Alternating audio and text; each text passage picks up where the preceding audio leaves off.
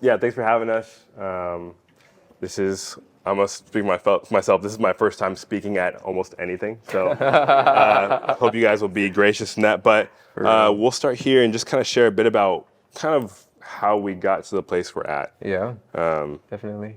I guess, we met. Yeah, how we met. Yeah. We'll start there. Second grade. It's true. I met Tyler. We went to elementary school together. Been friends ever since. And then, how do we start at Fridays? Well, we started going to Redeemer, and we met a guy named Cam at our at our church, and he already worked at Fridays, and we needed jobs. So, That's true. Yeah. Student worker job was not cutting it. I actually worked in spiritual life, and they paid okay. Yeah. But then Cam Farmer, used to be at CBU, but he was at Redeemer. He was one of our homies. He was like, hey, come work over here with us. 100%, yeah. When did we start? 2018, I think we started there.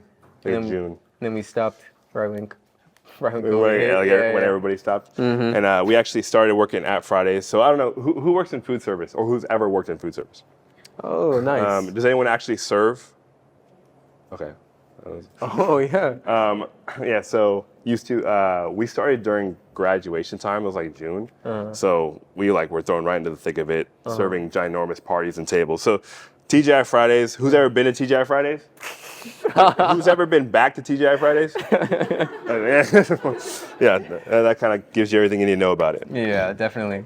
And so as we were thinking about what are we going to talk about here, we were thinking about just in normal day-to-day life at Fridays, what were some pillars or practices that we leaned on when we're thinking about evangelism. And so it's kind of what we synthesized here is 5 or 6 practices that we kind of just want to share, and you can add them to your own practices or disregard all of them or anything. So and one thing to note, they are pretty much purely out of our experience. Yeah. So I'm sure you guys have heard tons of different nuggets of wisdom and stuff this whole weekend. But yeah, important thing is, like Tyler said, to make it your own as well. Think about the practices that you might have when you're going out to evangelize, solidify them so that you can pass them on, but also so that you understand them really clearly. Yeah. And we also have 2 activities too. Oh yes, that's true. We'll sprinkle those, in. Absolutely. Awesome. Okay, well, I'll start with the first practice that we're going to talk about is practicing dependence. So we try to make these all a practice something. So the first is practice dependence. And you guys have probably heard this all weekend too, but the idea is that God accomplishes his mission. So anytime we talk about missions, we're talking about sending. And so the first sending, so to speak, is God sending himself into the world. Basically the whole of his mission is accomplished by him. Anytime you read through Ezekiel or Isaiah, it always says, this will come to pass. I've said it's going to happen, and I'll do it. Every time God says that, he really means it. Yeah. So when we think in terms of mission, then the triune God accomplishing his mission, we can even view it through the lens of salvation. If we're looking scripturally, the Father elects, the Son redeems, the Spirit seals. The triune God is present in every part of his mission, and he will accomplish it. Do you have something you want to add? Oh, I was just going to say, and as we partake in that because the Spirit now dwells inside of us. Exactly. So God uses his people now to participate in this mission. Yeah, exactly. And we're kind of invited in this. The way that God has chosen to function in this world is by allowing his people to carry forth his mission faithfully. So there's a couple things we want to mention from that. That was something that was realized at our time in Fridays, and we're using Fridays as kind of this picture of workplace evangelism. Sure. We try to evangelize, hopefully, wherever we go. Yeah. I work at CBU now, so it's a little harder. Yeah. But yeah. I'll speak from experience. This was my first. I worked at Spiritual Life. There was a guy that worked there at the time that kind of taught me why we should do evangelism, how to. And so this was my first kind of training ground on let's start putting some of those things into action. Right. So that's why we used Fridays, because it was the first go at some of this. And we actually kind of failed a lot of times, and so that Yes. that taught us. Yeah, definitely. So knowing that God will accomplish His mission, and that specifically Triune God will accomplish His mission, He is with us. Every time we try to, when we're reflecting about our experiences at Fridays, thinking about whether we were serving at a table that was really frustrating, or talking to one of our coworkers about Who knows what? who knows what the most wild things you could hear. God was with us, and we had to learn how to depend on God in the moment. And actually having to force myself to think, I don't know if you did this, like God is actually here. Like even right now, He is here. He's not far above or far from any of us. Like the word tells us that He's near to us. And actually practicing the thought process of, I know that the Triune God is actually with me accomplishing His mission as I'm doing this, as I'm talking to this person, even as I'm serving at a table that's frustrating me. And I'm trying to watch my tongue when I come back to the kitchen. I don't know if you guys know about serving, but you serve the tables, you're all smiles, and you come back to the kitchen and it's like, and then you complain to the cook about, hey, I'm sorry, man, but you know, this table wants wings, grilled, flats only. You know what I'm saying? So he's there with you in the mundane. He's there with you in the hard. He's there with you when seemingly you just botched a gospel presentation. Yes. He's there with you always. That's true. Yeah, He's there through, not just through, I think we talked about a lot of like, God is with us through like really deep suffering. That is so true. He's also there in the really, really awkward moments. He's here with us on stage as well. On stage. And He's there through the fumbling and bumbling of sharing the gospel with somebody, which we experience a ton. So He was also here when we had to depend on Him for help with resistance. And you guys know the scriptures, Ephesians 6. We don't struggle against flesh and blood. For sure. There are powers, and the devil's out here working too. If you're out here working, you know the devil's working. But the Lord is with you. One of the things that we had to remind ourselves of was that when we are facing heavy resistance and we face roadblocks, even temptations, bro. Yeah. Like personal temptation. Yeah. Like, why am I struggling with anger right now? Yeah. I come up in the kitchen and I want to say something. Yeah, definitely. And my witness about to get destroyed. Yeah, you know what I'm saying? Exactly. Depending on God and knowing the Triune God is with you, even against the resistance. Depending on Him against powers that are much stronger than us, was something that we learned. Thinking of scriptures like John 1:5, 1 John 4:4, that He who is in you is greater than he who is in the world, or that the light shines in the darkness. No matter how dark. No matter how dark, and the darkness has not overcome it. Yep. It won't overcome it. Yep. Right? That was one of the main practices we thought of. For sure. In grace, we had to depend on God. We didn't do this perfectly, which is why we're able to share about it now, because there was times where we depended on our own hubris or on our own knowledge. Knowledge. Like, I just read this book. I think I know how to talk about, this apologetic item, whatever.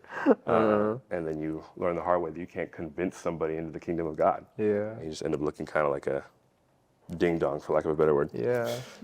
Yeah. God's the one who faithfully carries out His mission. And we faithfully and joyfully, we forgot to speak about that. Like, we get joy, like in all of Paul's letters he's writing, And so, we get to be a part of that. Yeah. God chooses your shifts, the clientele, the people you work with, all for His purposes. So, but pillar number one. And then pillar number two. Yeah. So pillar number one, practice dependence. Practice number one. Practice number two is practice feeling. So you're thinking about this, and we're thinking about like our friends that are non-believers. It's kind of easy to, I guess, not be sympathetic or like just other them, Yes. But I don't think that's the precedent that the gospel or the Bible sets. Gospel-shaped compassion for those affected by sin, which is everybody, pushes us to share. So we're thinking about like this idea of like being brokenhearted for the lost and like all the lost. We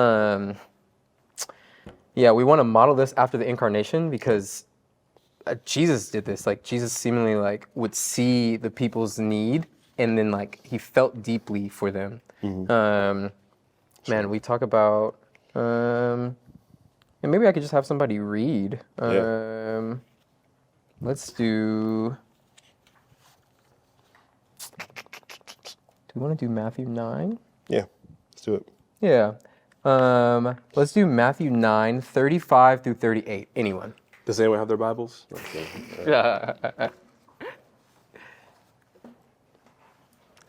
I mean, this is my big Bible. This is huge. It's huge. Yeah, you got it? And Jesus went through all the cities and villages, teaching in their synagogues and proclaiming the gospel of the kingdom and healing every disease and every affliction. When he saw the crowds, he had compassion for them, because they were harassed and helpless, like sheep without a shepherd. Then he said to his disciples, "The harvest is plentiful, the laborers are few. Therefore pray earnestly to the Lord of the harvest to send out laborers into his harvest." Exactly. So when he saw the crowds, he had compassion on them because they were harassed and helpless like sheep without a shepherd. And I think when you're at work, that's how we need to view like our non-believing coworkers. For us, we worked at TGI Fridays and we had a lot of like wild coworkers. So it was easy sometimes to be like, man, I just could never imagine myself doing something like that. But they're harassed and helpless, like sheep without a shepherd. Like Josh mentioned before in Ephesians 6, we struggle not against flesh and blood, but against powers and principalities. And we can even think back to a time that we were subject to that. Like Titus 3 talks about, for we ourselves were once foolish and disobedient. We were deceived, serving various lusts and pleasures, living in malice and envy, hateful and hating one another. So it's like two things to remember. This is how you once were before someone shared the gospel with you. And seeing your friends and relatives or seeing your coworkers this way help you have compassion on them. And one of the texts you also brought up, or that we thought about when we were thinking about this practice, was Matthew, again, 9:35 through 8 specifically. There are the harvest is plentiful, but the laborers are few. Yeah. Is what I was thinking of. The idea, I've always heard that as, so get out there and go start evangelizing, which is true. But the idea that if the harvest is plentiful, that means there is a whole lot of people experiencing deep, deep, deep darkness. They have not been delivered. They are stuck and chained to this. I can't even imagine the idea of a day with light, that makes it a whole lot easier to do things like we try to do when we, roll up into Fridays. And someone's being, like our coworkers are being disrespectful. Or just kind of on our nerves. That stuff can wait. Like that stuff can go away. Definitely. Knowing that they haven't even been delivered yet. I think we put this in here because we feel like it's important. Once you have like compassion and understand, like Titus says, that this was once us also, it kind of evens the playing field, and you don't think of people as like worse off than you. I just had a conversation with like a brother that was talking to me about different communities and ones that he thinks are more sinful than others, and how, he's more afraid of the different ideologies, welcoming them into his home, them leading his family astray, things like that. And it's like once we begin to understand that no one's too far off from God, and that we were there too. And like you said this earlier too. One of the texts that came up, like 2 Corinthians 6:14 makes it clear we shouldn't partner with lawlessness. So there is a limit to how far you can go with people and relating with them and walking in things with them. However, it can't be further, or it can't be less than what Jesus does. Like Jesus goes and kicks it with people. Talking with people, having them going into their house, having them with him at his table. So I think that's kind of where that story came in, where definitely it's a lot of people who are maybe fearful of the person in front of them, but you can always have a conversation without compromising. I think you said that before. And you can always, in some way, relate to them on 100%. on being lost. No matter if you disagree with their, with their thought process, you can always find the logic in it of where they're coming from. Because they are lost. Still under this idea of compassion is absorbing wrongs.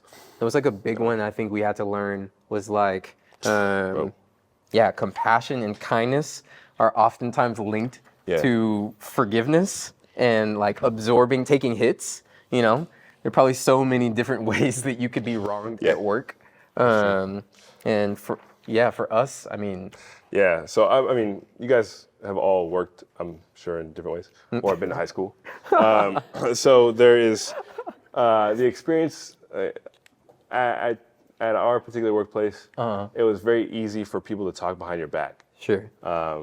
So you would show up the next shift, and someone would be like, "Hey, you know, so and so was talking about you, saying that you couldn't hold your tables, that you were this, or you were that you were slacking." You're like, bro, like, I literally did this for them, and they're talking trash about me. And it's like a normal way that you get wrong. That happens in every workspace, I'm sure, even at CBU. I'm not calling anyone out. Or people would like take tables from you, and so in our line of work, yes. That's literally how you pay bills, you know? It's like people basically say, like can I have a piece of your paycheck? Like showing the cash, like, I want this one. Sure. Yeah, so people take tables, give you the hard tables, stuff like that. But this idea, this practice of feeling for people includes allowing yourself to be wronged, or at least absorbing wrongs. Yeah, and love covering a multitude of sins. Absolutely. Yeah. A multitude of things that just are actually kind of difficult. Like, there's limits to it. Like, you can't, like, if things are going to put you in significant danger or something is unjust and you need to actually address that, you can actually do both.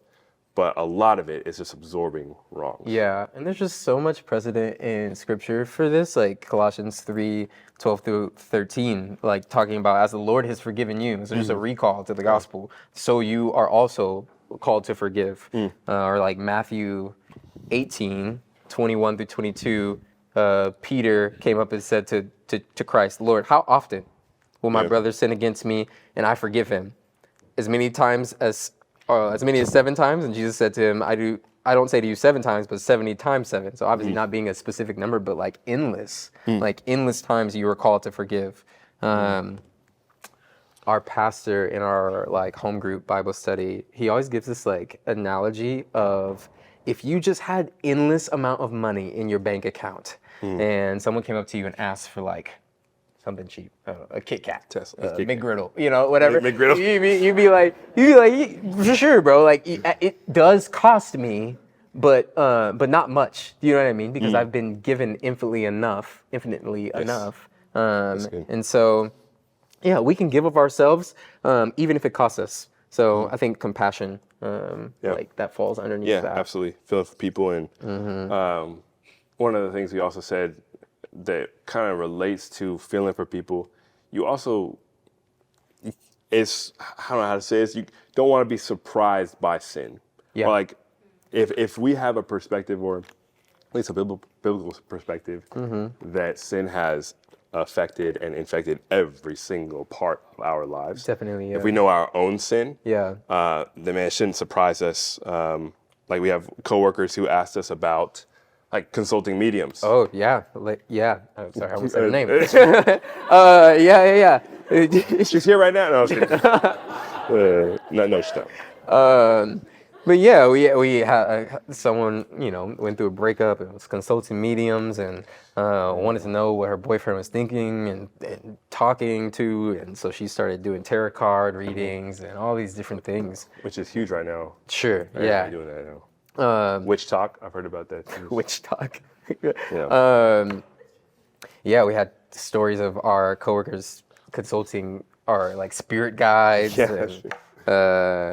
We just had so many different stories of like the sin riddling our coworkers' lives, and so it would be one thing if we like ran away from that or looked at it with disgust. But I think part of compassion means like empathizing with them and seeing their need, seeing the reason why they're doing certain things, why they're consulting spirit guides in the first place. And then pointing them to how Christ can actually give them a greater joy. So it reminds me of another story too. You know, in that line of work, you're also going to experience people who are like, I'm not going to serve this particular ethnicity. For sure. But I'm not going to do it. So somebody else pick up the slack. Yeah. Part of feeling for people is understanding cultural biases as well, understanding why that might happen, doesn't make it right at all. I'm not saying just stand by it, but even those people, like we had the opportunities because of the ways that we got to interact with them. Yeah. Even after some of those incidences, Yes. like they still welcomed us in. Definitely. Called us up after work afterwards. Yeah. To be able to not overlook those things in a way of just ignoring it, Yeah. but absorb it. You know, like this is gonna cost me Yeah. to like sit down across this person Yeah. who seemingly like doesn't care about my Sure. people at all. Yeah, and I think that goes into the taking hits part. You have infinitely like enough in your bank account to take the hits. The situation that Josh was talking about, a coworker didn't want to serve like African American tables, and here I am, an African American, working with them, you know. And so, but it's like through the spirit, you know, through like the power of grace, like. I could see how someone would be offended and not want to talk to them, but we had relationship and conversation and communed and dined with them because of Christ. So, Next practice is obviously they are going to be kind of overlapping in some Sure. ways. This one is practicing presence. yeah. So the gospel of Christ calls us to labor patiently and with a servant heart. And that means being present with people. Under this, we kind of like titled it the long game, you know? This reshaping, at least it had to be reshaped for us. Thinking of it like a cross-country race and not a sprint. A lot of the gospel, because things aren't dependent on you, right? So salvation is not dependent on you. And so because of that, we have the chance to be patient. Redefine success. Yeah, exactly. Faithfulness not being measured by results, because we talked about it, right? You don't control salvation. So if this is true, and the results aren't dependent on you, then we have to change our definition of like faithfulness and success. Yeah, Does that make sense? And I don't want to say it's a bad thing to count or keep track of things like that. Sure. That can actually be a really encouraging way. Like when you hear numbers, like, hey, like, you know, we got to share gospel with these people, and this many people came to faith. Like that is an encouragement to people. Yeah. I think one of the ways that I personally got, I guess, sidetracked away from the word was thinking that the more people I reach and the more people I can convince of this particular thing, that means like that's like gospel kingdom effectiveness. Yeah. When one of the things you wrote down here is like the widow or the Pharisees. Yeah. Which one was actually faithful? 100%. The Pharisees looked faithful, and they looked successful, and the widow shows up with nothing. You know, like 2 coins. Yeah. And shows up at the temple, and like Christ sees her as faithful. So like, how do we actually determine faithfulness? And one thing that makes me think about too, like that looked pretty. It'll look pretty different depending on your workplace, obviously. Sure. For us, it was just showing up shift to shift. Yep. Waiting for whatever thing was going to happen that day. Which everything, I don't know if you guys have worked in food service before. Every time you work in food service, it's always something. Somebody going to come in. It's true. You know, before they were So supposed true. to be seated and want to be seated, they're going to be everybody. They're yelling at you. Yelling at you. We had a table one time, leave, and then like on all the tables go whoosh. That was crazy. Yeah. And then they didn't even pay the bill. Yeah. They ran out. Yeah, it was nuts. It happens all the time. But yeah, good. Yeah. So, forgot where we are, but My bad. we did talk about God granting salvation because the results aren't dependent on you. So Ephesians 2:8-9, everybody knows it. For by grace you've been saved through faith, and this is not your own doing. It is the gift of God, not a result of works, so that no one may boast. And then also Matthew 16, when Jesus came into Philippi and he asked the disciples, who do the people say the Son of Man is? And then they respond and they say, John the Baptist, Elijah, Jeremiah, one of the prophets. He said to them, who do you say I am? And Simon Peter replied, you are the Christ, the Son of the living God. And Jesus answered him, blessed are you, Simon Peter, For flesh and blood has not revealed this to you, but my Father who is in heaven. And so this idea of like, if someone's going to come to faith, like God reveals it, not you. So if you emerge from your time at your workplace after a year and a half, it's like, man, I'm going to share the gospel with like 5, 10, 15, 20 people. Nobody comes to faith. You do have to also, you have to ask a question like, was I actually sharing, things like that. But you can ask a question like, was it the Lord's will that I would at least see these people come to faith? Because he'll bring it to pass if he's going to do it. That's kind of something we decided on. Yes, especially definitely. on Fridays, man. And so the results don't determine your faithfulness or your joy. I was thinking about Habakkuk. Habakkuk 3, 17, 18. It says, even though the fig trees have no blossoms and there are no grapes on the vines, even though the olive crop fails and the fields lie empty and barren, even though the flocks die in the fields and the cattle barns are empty, yet I will rejoice in the Lord. I will be joyful in the God of my salvation. And so salvation salvation is according to God's will and timing. So you can afford to labor obediently, share when doors open and opportunity arises, build relationship through seemingly mundane days, pray often, and work unto the Lord without a timetable, without giving up on people. There was a dishwasher named Peter at my work. And I mean, we shared the gospel with him so many times. We were reading the Bible at Starbucks, and then he just kind of disappeared off the scene. He went to rehab in Idaho, and did I say his name? Jeez Louise, bro. This is not. Anyway, I guarantee nobody knows Peter. That's true. That's true. This one's a deep cut. And during COVID, he just kind of like reappeared.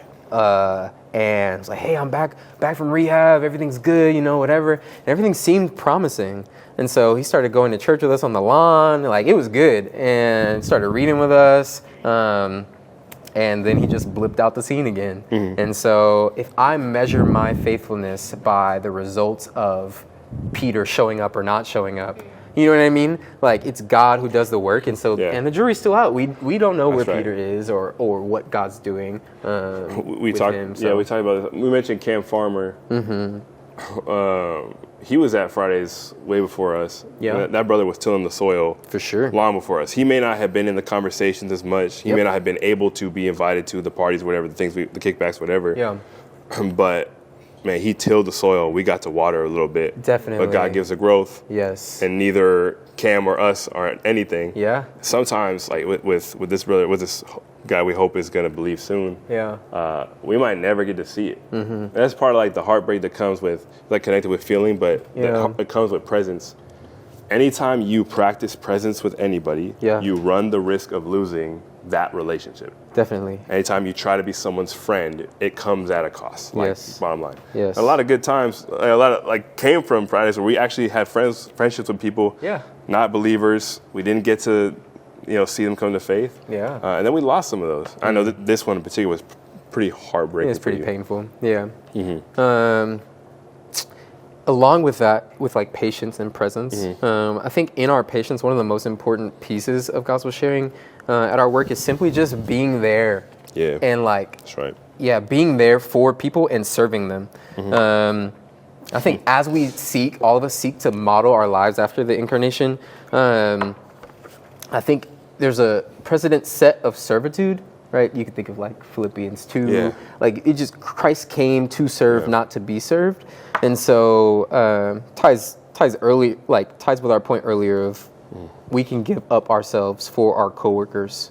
And this sometimes looked all different types of ways. Helping people move. Staying up late to help someone with their section or whatever. Sure. Peter needed books for school, paying for those. Showing up to birthdays, rescheduling plans. Yeah, listening to breakup stories, whatever it is. Like, you can be there for people and serve them, you know?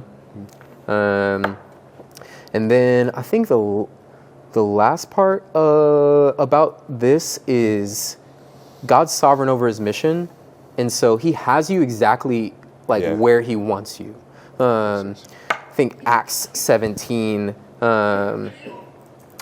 talks about, you know what, I might have someone read that too. Can someone read Acts 17, 26 through 27?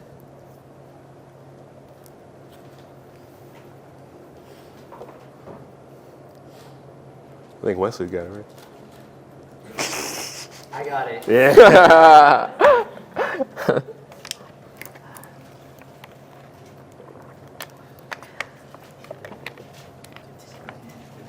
Where you at? Acts 17 through 20. 26 through 27. Acts 17, 26 through 27. All right.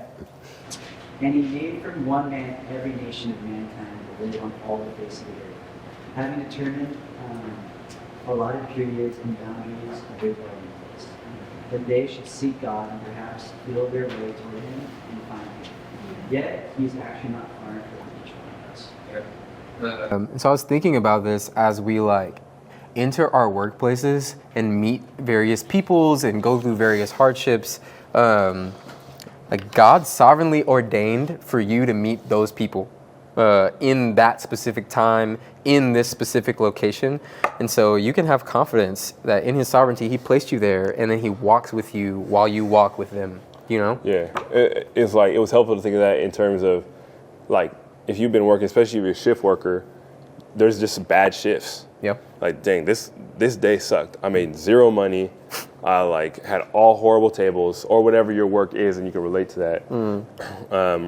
It's okay to feel frustrated about it and like dislike it, but it's also on the other hand, you can hold God placed me here for whatever reason. Yeah. To image him forth and specifically to practice presence with my coworkers. Yeah. Even when I'm frustrated, what does it look like for them to see a frustrated Christian? Yep. You know, stuff like that. That's good. Yeah, exactly. Yeah, and the last thing I had was talking about role, but we already kind of talked about that with Cam, like 1 Corinthians 3:6. I planted the seed, Apollos watered it, but God made it grow. So neither he who plants nor he who waters is anything, but only God who makes things grow. The man who plants and the man who waters have one purpose, and each will be rewarded according to their own labor, or his own labor. For we are God's fellow workers. You are God's field, God's building. So, take confidence that you have a role wherever it is in your sharing. So, part of practicing presence leads into one of our other practices, which is practicing relationship. There is a couple. I am not the greatest example of this, but you want to be at least aware of yourself and others when you are practicing a relationship. One of the things I learned in one of my classes, like last year, so I go to Gateway, and one of the things I really appreciated was there's a whole section on self-awareness. Like the goal is to be self-aware. I didn't know if I needed that, and then I realized I needed that. So part of it is like you need to know yourself. You need to know your weaknesses, your relational weaknesses, your strengths, your own cultural values. My mom's laughing over there when I say I'm not aware of myself. Your own cultural values, what you think is normal. yeah. Move past like the broad categories of American culture. Think subcultures. Yeah. Understand like the people that you're affinity to and like kind of how that interacts with the way you see things. Definitely. Utilize your experience. For instance, I would say as God kind of fine-tuned, like Tyler said, fine-tuned your life. He chose the color of your skin, the sound of your voice, the physical ailments you might have, anything that's particular to you. He chose for a reason to fulfill His purpose. For instance, I'm Chicano, so that gives me a Mexican American. That gives me a particular perspective that allows me to look into certain people's lives and other experiences and relate. I can kind of look through that window and go, oh, like we're kind of on the same plane right here. I know what champurrado is. I know what the rosca is. I'm also a no sabo kid. Like it's like all that together. Yeah. All that together helps me to speak to them in one way. but it also might give me a bit of a disadvantage, or maybe something I should be aware of with those who were nationally Mexican or have born in Mexico. Yeah. They might think of me as something different, something across from them. Yes. Learn those. Triage. Learn how to do theological triage. Man, we had to learn this on the job. So crazy. If someone for example, if someone believes that the world is going to end in 2025, man, I could deal with that later. You know what I'm saying? Yeah. But if they believe that there's like 4 gods, like all together working as Jesus, Mother Mary, and that type of thing needs to be addressed first. Yeah, definitely. What's most important? Exactly. Develop your own framework. Use the community around you. Use your church and help to help you kind of structure. What are the tier 1 things that I really need to be able to handle in these conversations? Man, if somebody believes something crazy, like, you do not need to get into whether or not we landed on the moon. You know what I'm saying? Because we've been there. We've been in a conversation, not the moon. Oh, man. Ask us about it later. It's okay if someone differs from you. Oh, yeah. In just about everything. Yeah. That's okay. You can still share the gospel with them, figure out ways to relate. And in knowing yourself, like knowing your triggers, I guess. That's like true. What frustrates you. Yeah, I mean, many times get asked questions about race or issues with the church hurt or corruption and in the church or anything like that. We had to learn how not to feel like we're on the defense all the time. Yeah. You don't have to be offended for everybody else. Like, bottom line. Yeah. You don't have to take everything personally. Yeah. And people are coming to you with their own experiences that are validated by virtue of the fact that it's their own experiences. 100%. And we had to learn how to call a spade when it comes to injustice, even at the hands of the church. Yeah. So complaints about corruption and evangelicalism, things like that. You don't have to have a quick defense. Yeah. But hear those people out. Sure. Learn how to do that. Part of that is just kind of knowing yourself and knowing those triggers and things like that. The other part about it is, or a part about being in a relationship and practicing relationship, is being aware of others. So know your coworkers, ask good questions, ask leading questions, be a good listener. Sure. Know when to speak. Yeah. Like, we've talked about this too. There's some coworkers, you can just tell they're like putting forth and projecting that they're having a bad day. Yeah, definitely. It's not a bad thing. Like, some of the questions you ask, like, hey, how you doing today? It's like, simple things, And you might get, everything that they're thinking. 100%. That's kind of right where you want to be. Yeah, and then part of this, we didn't even write down, but is being in tune with the Spirit. That's right. So, as you go about work, listen, posture yourself to receive. Maybe not like an audible, but like a pulling. Like, oftentimes I'd be like, I should probably say something right now, or I should probably go talk to them, or maybe I should ask them if we should get food after or something like that. Just being in tune, because you never know what the Lord's doing. Right. The Spirit's working all behind the scenes. Spirit's mysterious. Yeah. Trust in Him, and then one of the if that kind of practice is hard, which is like asking questions and trying to get to know your coworkers, whatever it might be. Yeah.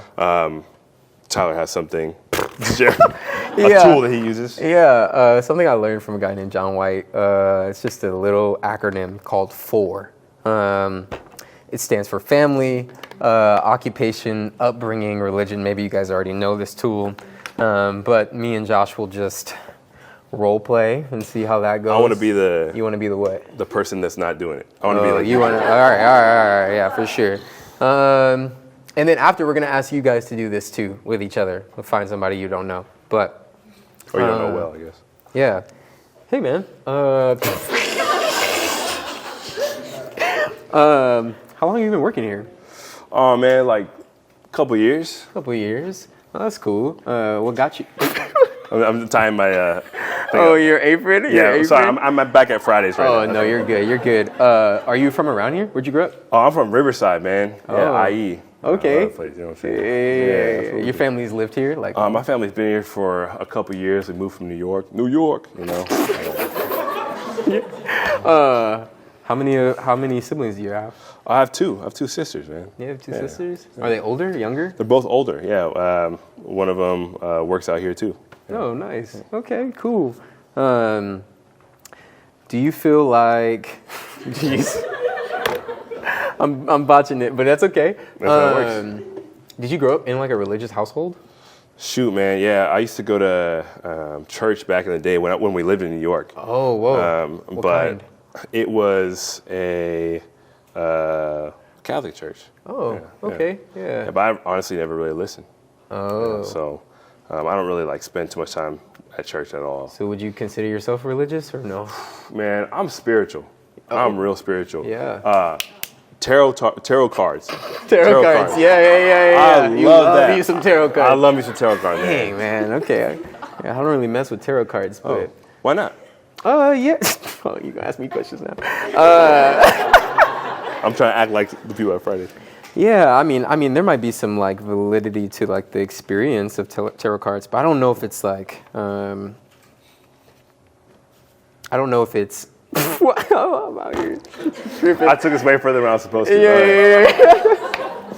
Part of that though is 4. Yeah. So Exactly. it's just a simple way to jump into those types of conversations. Yeah, and you can stumble and fumble just Yeah. like I did, because We it both happens did. in real life too. As you begin to like ask people about their experiences with religion, or how they grew up, or whatever it is. So that's one of the activities we have, is to find somebody that you don't know or partly know or whatever, someone you didn't come with, and practice 4. Yeah, we'll give like 10 minutes. We have 5 minutes. We're running out of I time. had no timer, bro. We're just up here, bro. We'll give 5 minutes. 5 minutes to do this. And it'll be 4, and you don't have to role play, but just actually ask people about what their FOUR is, and like really try to hear them and listen well. Yeah, there you Go. go. Normally, if we had more time, I'd go through and ask everybody what they discovered. But since we're moving kind of quick now, because we didn't time this well, our 5th practice that we want to talk about, and we're going to be brief, but is practice holiness. Non-believers will observe to see if the gospel that you're proclaiming to them has actually had any impact, or like has shaped you at all. Yeah, they'll watch you like a hawk. There was a story of one of our coworkers who was a Christian and meant well, but what he was doing was taking the manager's card and comping a bunch of meals, and then giving them to the homeless. So something he saw as noble, but everybody saw him as stealing. And so from then on, that kind of ruined his witness with everyone, because they were like, this guy's not genuine. And so, yeah, there is just something to like conduct, how you conduct yourself at work does. Yeah, it does what you're doing, like at least demonstrate you're a Christian. You can do like the right things the wrong way. It's like super easy to do. Yeah. Skipping corners and things like that actually gets back to you in your witness. Yeah. And if you think about it in terms of your local church, it reflects Poorly on the people that you're trying to invite into this person's life or these people's life to demonstrate Christ to. Definitely. And I mean, part of like being imperfect is part of the gospel, right? So like you aren't called to, I mean, we are called to live holy, but you're going to mess up. 100%. And so what do you do when you mess up? I remember I had a talk with Guy John White, who discipled me. I had cut a corner. I can't remember what it is right now, but I remember asking him, like, what should I do? He was like, go to your boss and apologize. He's like, this is like the gospel. Like, people don't own up for things, even, like things in the past to say that nobody knows about, and then like apologize. And so I did that, and my boss was like, bro, what? You know, like, he didn't even care. But I was like, it's important for me to model this, like, when I think about, like, oh, okay, I'm not going to be perfect, so when I am not, another part of gospel witness is to own up to that and 100%. repent. 100%. Yep. Yeah, one of the last practices that we're going to talk about is, I call this practice wrestling. Not literally wrestling, but wrestling through and intentionally wrestling with God in prayer and in His Word. Yeah.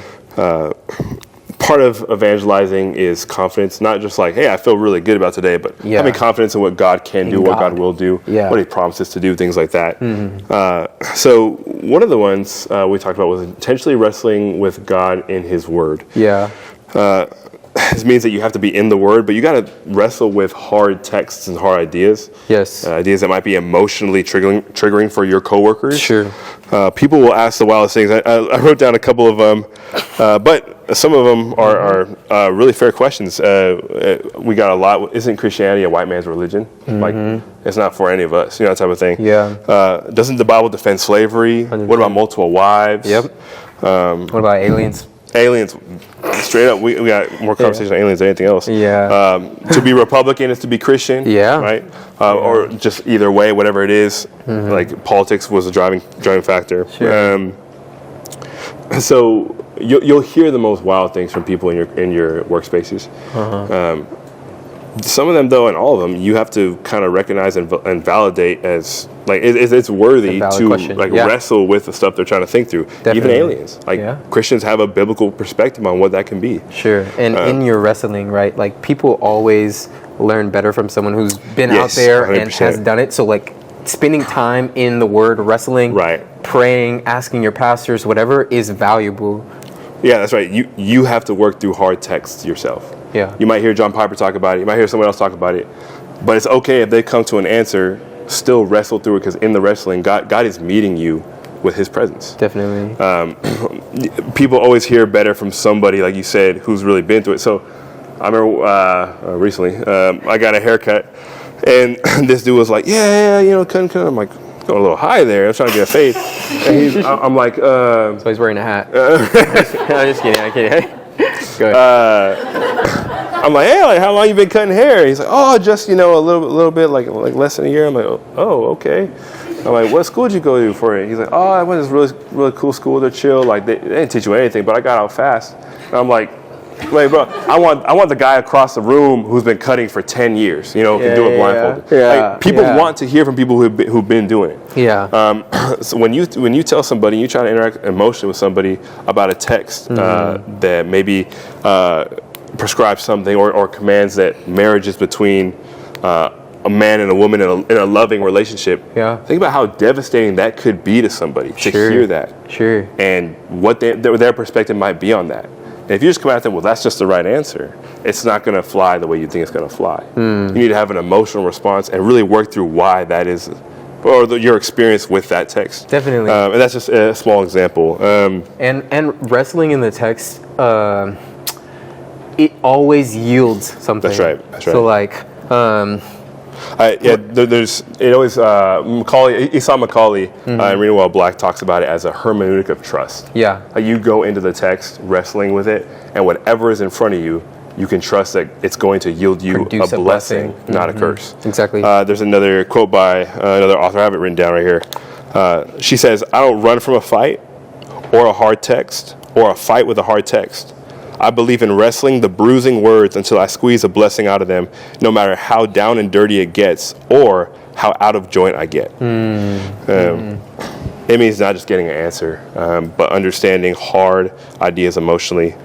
Part of practicing presence and wrestling with the text. Then also we talked about wrestling with God in prayer.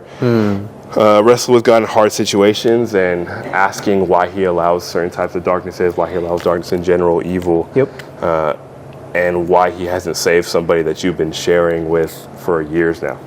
I think we all probably have people in our lives that we have asked the question, why hasn't it happened yet?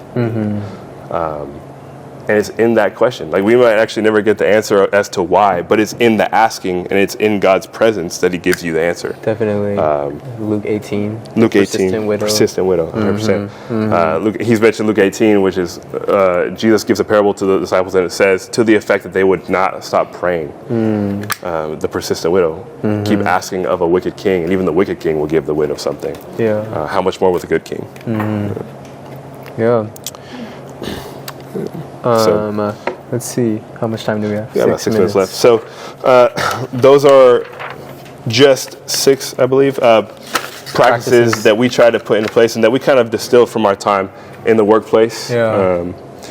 Not exhaustive. Yeah. And they are our own. I'm 100%. actually pretty happy with them being our own and from our experience. Yeah. I would love to hear eventually your guys' experiences and things like that too. Definitely. We do have a few more minutes, about 5 or 6 more minutes. I'm not sure how much. But if you guys wanted to, we could do a Q&A. We have time for Q&A? Yeah, we'll do a Q&A if you guys have any questions or anything like that. But yeah, that's it.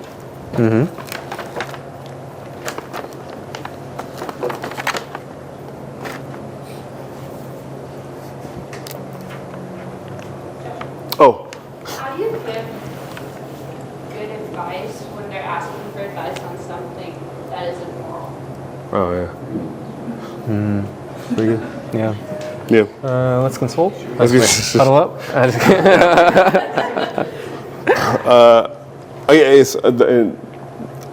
We have seen things like that. I think probably one of the most obvious is it happened a lot in relationships. Whether people want to do something or do something with somebody else, and try to say, "Isn't that okay? Like it's not like this." So there is a way to find like the highest ethic in the conversation, and still remove yourself from saying, "Continue in this." Yes. I think that's been helpful for us is like to maintain. Man, I would not be in that position because I think this and this. Yeah. But if you're gonna do this, like, how do you think it might make somebody feel? You know, like you can do some acrobatics to get out of it and separate yourself from that. 100%. But I think finding like the highest ethic, like what is the best option for them in their situation, and then still bring it back to, but you still need to get out of this general situation. Yeah. Does that make sense? I'm not sure. An example would be like, I'd rather you have you smoke weed than DMT. You know what I'm saying? But like, or do DMT. But like, there's some situations where you have to like, where we've been in, that you have to be like, I'd rather you not do this. I'd rather you not do any of it. You Yeah. know? Yeah. So I don't know if I have anything to add to that. Does that make any sense? Okay. It's a good question.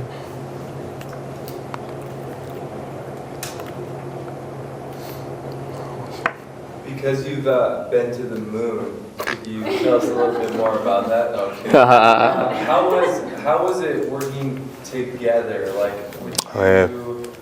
would you encourage someone who maybe feels isolated in the workplace to like try to work with a friend? Like, is there a strategy in that? Like, give me some advice. I think so. I mean, it was.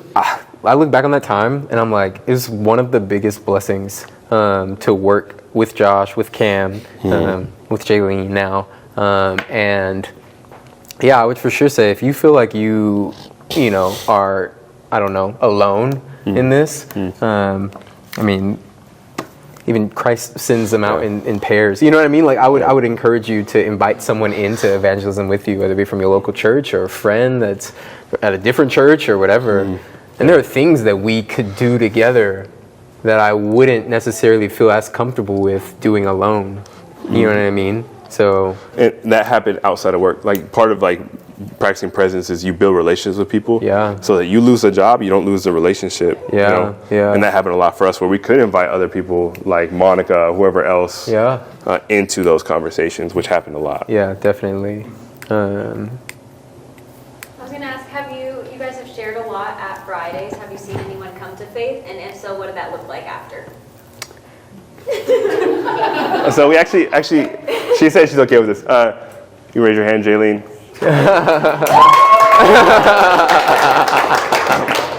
This is something about just like the way that God works. We share the gospel with tons of people. Yeah. In God's sovereignty. In God's sovereignty, He chose to save Jaylene, and we have been blessed. I can't imagine our lives without her. No, for real. And it's like, as Luke 15:10 says, like even if one sinner repents, just like when we repented, like all of heaven rejoices. Yeah. And so, I mean, it feels like, man, we shared with so many people, but God was already working in Jaylene before we even showed up. Like Cameron had tilled some soil, and then like she was already feeling like, man, I want to go to church and things like that. Yeah. We got to share the gospel with her and got to be part of that. Definitely. And it started like we became friends first. Right? Yeah. We started like hanging out. Oh, let's go do this, or like she's having a party. Let's go whatever. Or whatever it might have been. Naturally, I think because an important part of this too is like claiming Christ. I think naturally people just had questions. Jaylene had questions like, "Oh, can you guys actually like read the Bible without a priest?" Like, you know what I mean? Like things like that. Like, and natural conversation comes up. So it's a little bit about that. Yeah, and she also said this is okay too.